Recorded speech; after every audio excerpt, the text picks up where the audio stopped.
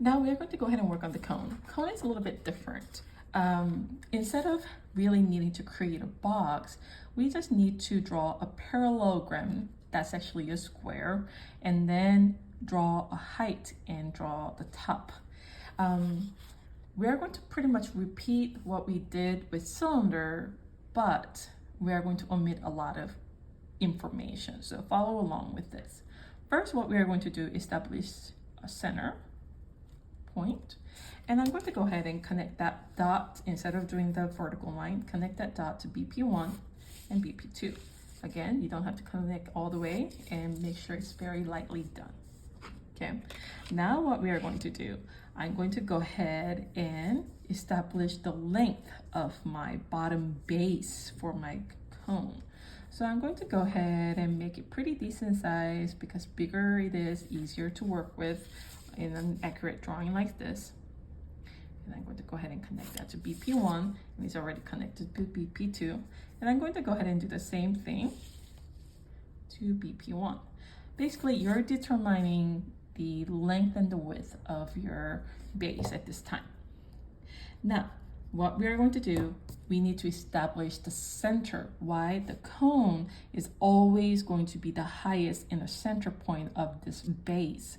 So I'm going to go ahead and connect each point diagonally and create my center. And wherever it intersects, that's my center point.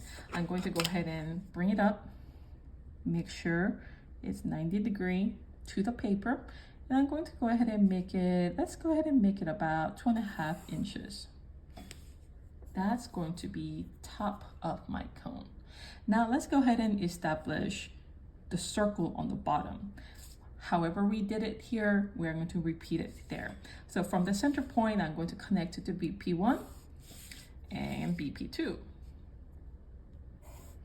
And we already talked about how whenever it intersects that cross point to the edge of that base is where it will need to go across. I'm going to go ahead and cut this into 3 sections. And we don't really need to do it on the back because it's going to be close up, but let's go ahead and do it for educational reasons. Now I'm going to go ahead and connect each dots together, and that creates a pretty nice pathway for you to make a nice oval.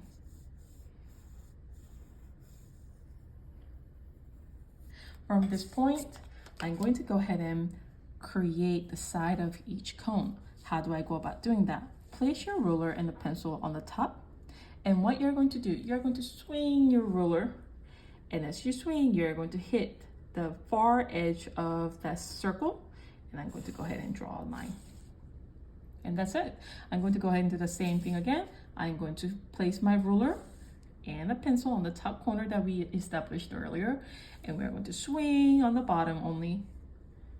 And we are going to draw the line on the very last point, and we have our cone.